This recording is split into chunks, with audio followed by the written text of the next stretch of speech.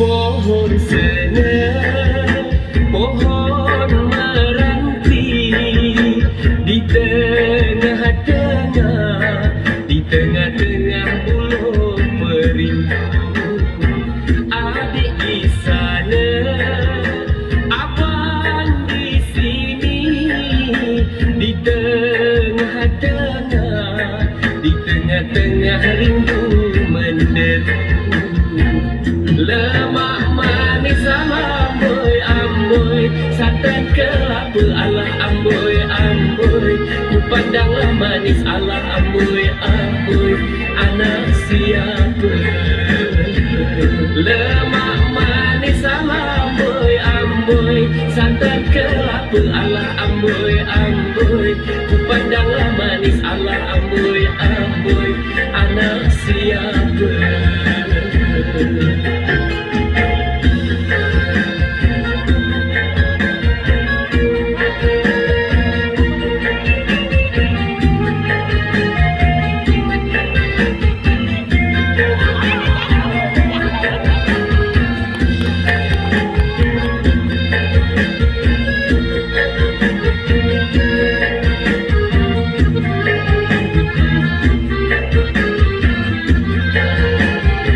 Hujan di hulu tak reda-reda, ributlah turun bertalu-talu. Abang di hulu, adik di Kuala, ku hanya rindu dalam perahu.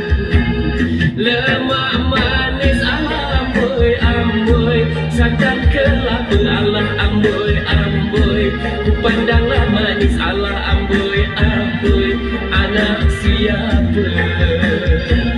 Lemak manis amboi amboi, santan kelapa ala amboi amboi, ku pandanglah manis ala amboi amboi, anak siapa?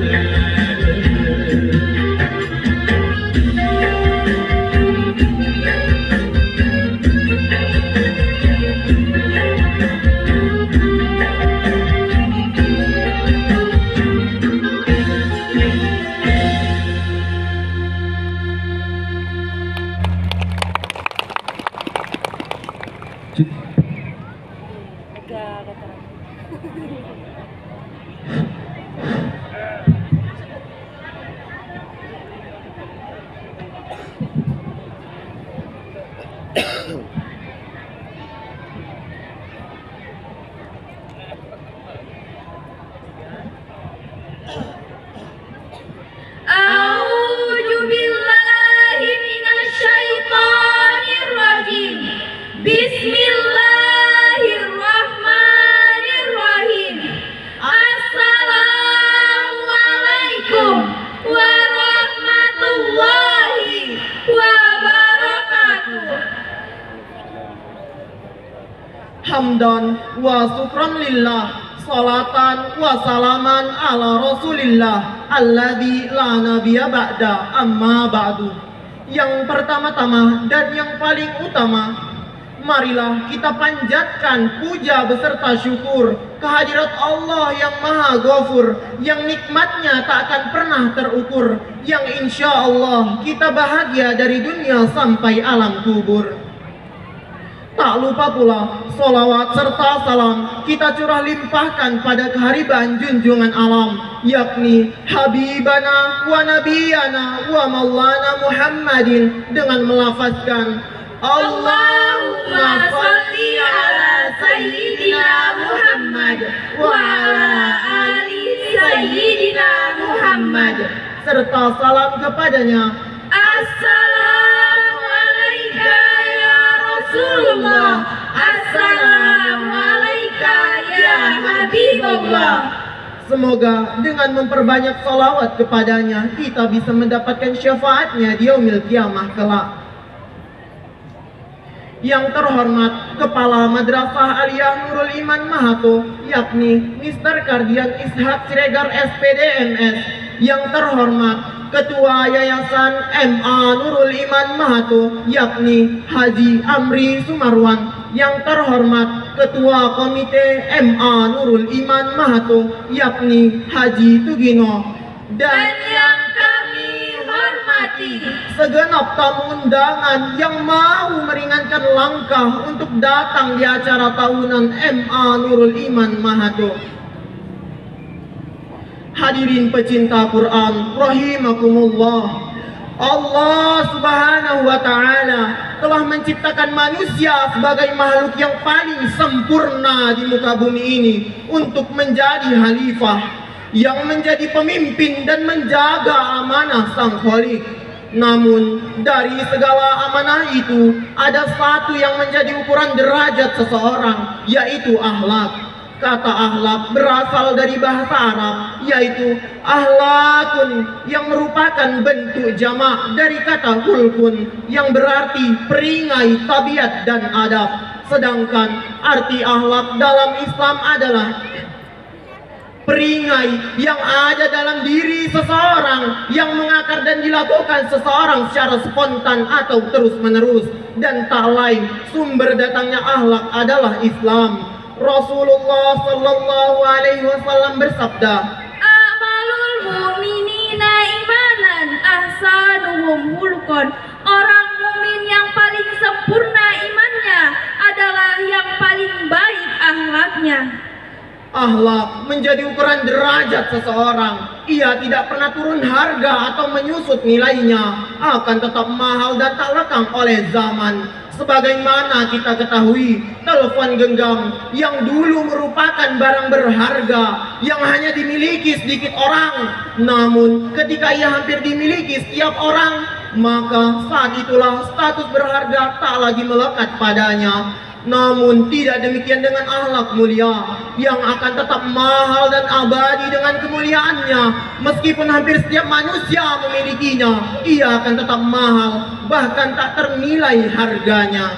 Hadirin rahimakumullah, dewasa ini sering kita jumpai manusia yang hidup bebas, Geringas, ganas, bahkan lebih ganas dari binatang buas. Hal ini terjadi karena kurangnya pendidikan akhlak. Oleh karena itu, pada kesempatan kali ini, izinkan kami menyampaikan syarah Al-Quran yang berjudul kemuliaan suatu bangsa tergantung akhlaknya, dengan rujukan surah Al-A'raf ayat 96 yang berbunyi, A'udzu billahi minasyaitonir rajim. Bismillahirrahmanirrahim. Walau annal qura amanu wattaqu lafatahna alaihim barakatin minas samai wal ardi walakin kazzabu fa'akhaznahum bima kanu yaksibun. Shadaqallahul azim. Aku berlindung kepada Allah dari godaan syaitan yang terkutuk dengan menyebut nama Allah, Maha Pengasih lagi Maha Penyayang. Jikalau sekiranya penduduk suatu negeri beriman dan bertakwa, pastilah kami akan melimpahkan kepada mereka dari langit dan bumi. Tetapi mereka mengingkari ayat kami, maka kami siksa mereka disebabkan perbuatannya. Quran Surah Al-A'raf ayat 96. Maha benar Allah dengan segala firman-Nya. Dari Dr. Abdullah Tallah Tobah beserta kitabnya Ma'al Anbiya fil Quran menjelaskan bahwa ayat tersebut ditunjukkan kepada kaum Sodom, yakni kaum Nabi Lut alaihi salam. Berkenaan dengan 3 kemungkaran tersebut, kemungkaran yang pertama yakni kemungkaran yang dilakukan oleh istri istri Nabi Lut alaihi salam. Kemunkaran yang kedua yaitu tradisi menyamun di tempat terang. Dan kemungkaran yang ketiga yaitu kebiasaan homoseks yang merajalela. Dengan kata lain, maksud ayat tersebut adalah seandainya kaum Sodom beriman dan bertakwa kepada Allah, la fatahna alaihim barakatim minas sama'i wal ardi, maka akan Allah turunkan keberkahan tak terbatas dari langit dan bumi dengan syarat iman dan takwa. Akan tetapi mereka mengingkari ayat Allah, maka bukan keberkahan Allah yang turun, melainkan azab Allah yang turun sehingga porak-poranda negeri tersebut. Hadirin pecinta Al-Quran rahimakumullah, kemungkaran ini tubuh diluluh oleh hidayah. Kemungkaran ini tubuh subur bak cedawan di musim hujan di negeri kita. Betul tidak hadirin? Yuk kita buktikan. Kemungkaran yang pertama yakni kemungkaran yang dilakukan oleh istri Nabi Lut alaihi salam. Gambaran istri-istri yang durhaka kepada suami, istri yang enggan mematuhi perintah sang pemimpin keluarga, istri yang memiliki boyfriend selain suami. Apakah hal ini kita temui di negara kita ya saudara? Iya, bahkan merajalela. Kemunkaran yang kedua yaitu tradisi menyamun di tempat terang. Ini adalah bukti korupsi, kolusi dan nepotisme, penyalahgunaan kekuasaan, penyelewengan dana pembangunan yang akhirnya bukan bangunan nasional yang kita rasakan, akan tetapi penderitaan nasional yang masyarakat keluhkan. Padahal bukan pangkat dan harta yang membuat manusia mulia di sisi Allah, akan tetapi iman dan takwa lah yang mampu menjunjung tinggi derajat manusia di sisi Allah. Dan kemungkaran yang ketiga yaitu kebiasaan homoseks yang merajalela. Hal inilah yang menyebabkan kaum Sodom durhaka kepada Roh. Hubungan badan antara sesama jenis dianggap biasa-biasa saja. Tempat-tempat maksiat merajalela di mana-mana. Bahkan hubungan badan antara lawan jenis dianggap wajar-wajar saja. Akibatnya berapa banyak janin-janin tak berdosa yang mereka gugurkan. Berapa banyak bayi-bayi yang lahir tanpa seorang ayah. Dan berapa banyak bayi-bayi yang mereka buang ke tempat sampah, seolah menjadikan mereka tak berarti. Astagfirullahaladzim.